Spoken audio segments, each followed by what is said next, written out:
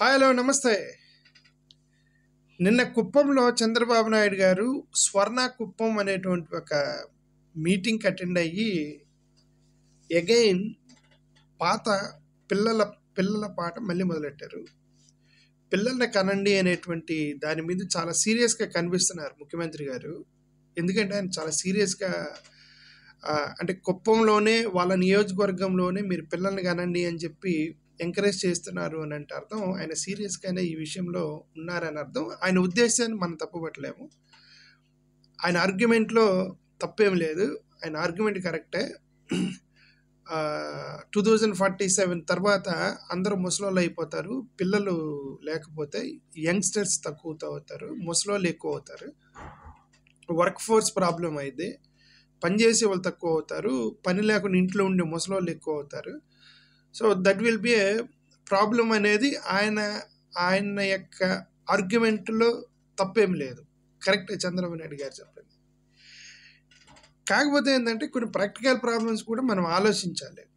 ఇప్పుడు south Korea, జపాన్లో population తగ్గిపోతుంది, ముసలోళ్ళు ఎక్కువైపోతున్నారు, కుర్రోళ్ళు తక్కువ అవుతున్నారు, వర్క్ ఫోర్స్ తక్కువ అయింది అని చంద్రబాబు నాయుడు గారు నిన్న అన్నారు. ఇప్పుడు ఆయన చెప్పిన రెండు, సౌత్ కొరియా, జపాన్ రెండిట్లో మేజర్ ప్రాబ్లం ఏంటి అక్కడ ఆ దేశాల్లో? అన్ఎంప్లాయ్మెంటే. యంగ్స్టర్స్ పెళ్లి చేసుకోవట్లేదు. ఎందుకు పెళ్లి చేసుకోవట్లేదు? ఒకటి, first of all unemployment problem. Youngsters వాళ్ళు కరెక్ట్గా జాబ్ వచ్చి నిలబడి దుక్కునేంత వరకు మేము పెళ్లి చేసుకొని మంకు పట్టుకొని కూర్చున్నారు. ఎందుకంటే పేదరికంలో వెళ్ళటం వాళ్ళకి ఇష్టం లేదు. కుర్రోళ్ళు పెళ్ళిళ్ళు చేసుకోవట్లే. మోరోవర్ వాళ్ళకి పెళ్లి చేసుకున్న తర్వాత ఇప్పుడు మనకున్నటువంటి కట్టుబాట్లు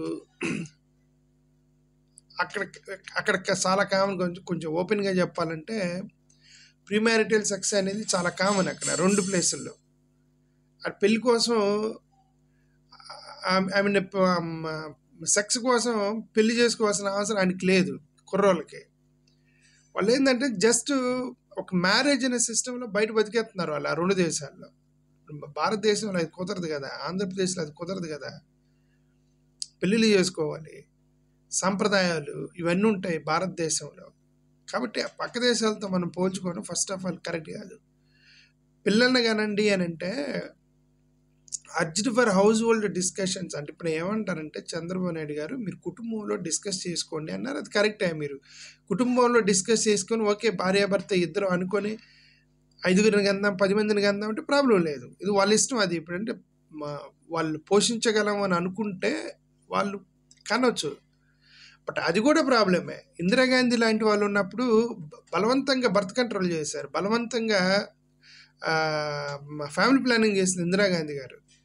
ఎందుకు? అప్పుడు విపరీతంగా పిల్లల్ని కంటున్నారని చెప్పేసి, ఒక్కొక్కరి ఇళ్ళల్లో 5, 10, 8 మంది పిల్లల్ని కంటున్నారని చెప్పి బలవంతంగా బర్త్ కంట్రోల్ చేయబట్టి ఇప్పుడు ఇంకా చైనాకి కొద్దిగా వెనకున్నాం. ఏమో చైనాని దాటిపోయాము, ఇంకా తెలియదు. జనాభా లెక్కలు చేయలే.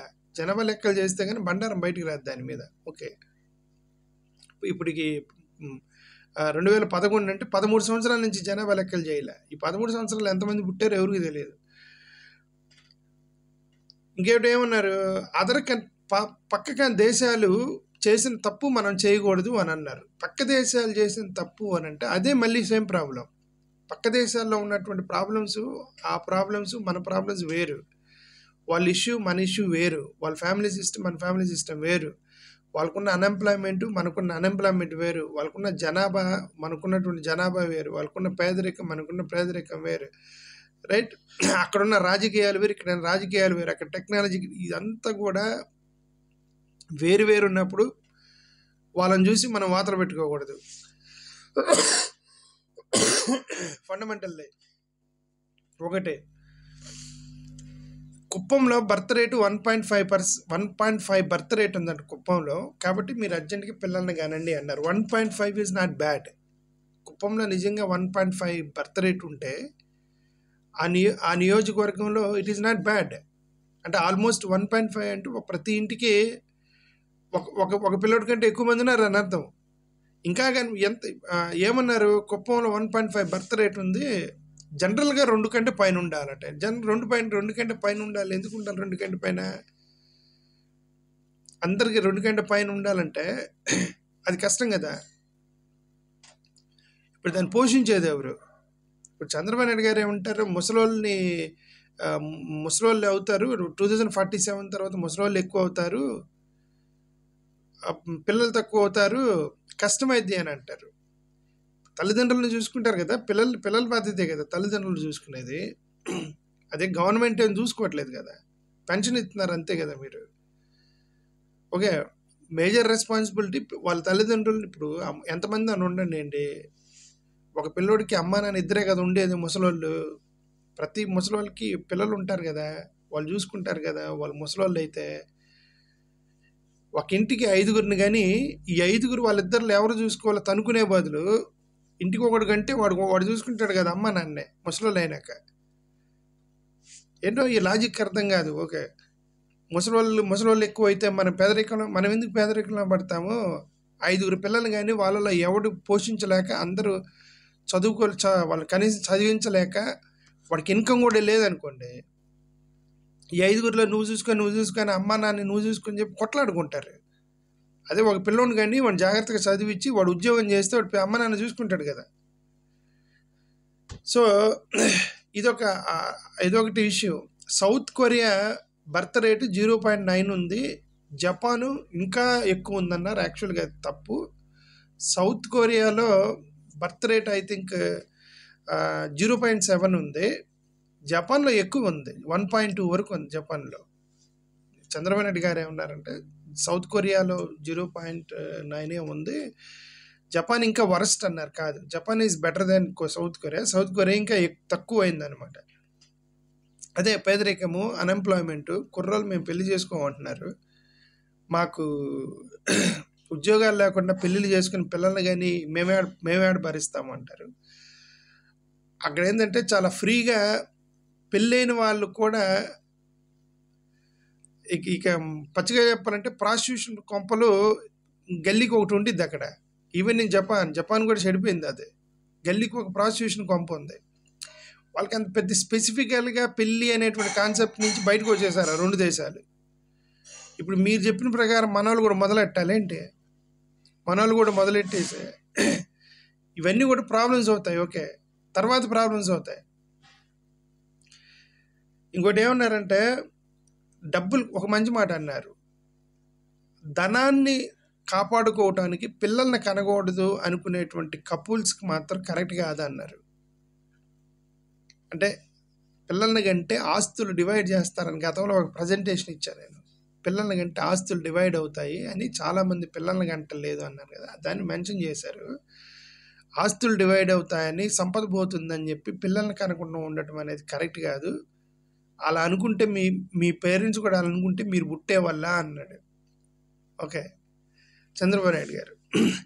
అందుకనే చంద్రబాబు నాయుడు గారు ఒక పని చేయండి, నేను దీన్ని సపోర్ట్ చేస్తే, ఇప్పుడు ముస్లిమ్స్ ఉన్నారు, ముస్లిమ్స్లో మోర్ దాన్ 1 భార్య పిల్లల్ని కానేవాళ్ళు. ఆ రోజు మహారాజు ప్యాలెస్లో, నవాబు ప్యాలెస్లు ఉంటాయి కదా, ఆ నవాబు ప్యాలెస్లోనే ఒకే ప్యాలెస్లోనే 5-6 భార్యలు ఉండి ఒక్కొక్కరు 2-3 లెక్కన మొత్తం 15-20 మంది పిల్లల్ని కానేవాళ్ళు నవాబులు. వాళ్ళు ఎందుకు పిల్లల్ని కానేవాళ్ళంటే వాళ్ళ దగ్గర డబ్బులోనే కాబట్టి కానేవాళ్ళు. అదే దుదేక్ సాహిబులు వీళ్ళు ఉంటారు, వాళ్ళు కూడా ముస్లిమ్సే, వాళ్ళు ఏం కనలేదు కదా అట్ట ఒక్కొక్కరు 20 మంది 30 మందిని. ఎందుకంటే అది ఒకరిని గంటానికి కింద మీద పడతారు వీళ్ళు, దుదేక్ సాహిబులు వీళ్ళందరూ. నవాబులు 5-6 భార్యలను చేసుకుని కన్నా ఫుల్గా డబ్బులు ఉన్నాయి కాబట్టి. మీరు దయచేసి చంద్రబాబు నాయుడు గారు మీరు ఓపెన్ చేయండి. అయితే మీరు దానికి సీరియస్గా ఉన్నారు కాబట్టి ఎవరైతే ఎక్కువగా ఇన్కమ్ ట్యాక్స్ కడతారో వాళ్ళని పిల్లల్ని కనమనండి. ఎవరైతే ఇన్కమ్ ట్యాక్స్ ఎక్కువ కడతారో వాళ్ళని పిల్లల్ని కనమనండి. అలా ఆబ్వియస్లీ డబ్బులు ఉన్న వాళ్ళు పిల్లల్ని కంటారు. అప్పుడు ఎవరైతే ఇన్కమ్ ట్యాక్స్ కూడా కట్టలేకపోతున్నారో వాళ్ళు ఒకరికంటే ఎక్కువ కనొద్దానండి. అప్పుడు ఈక్వల్ అయిపోయింది. పేదరికంలో ఉన్నవాడు పిల్లల్ని కనుకుంటే కంట్రోల్ చేయగలుగుతారు, పేదరికం తగ్గిపోయింది.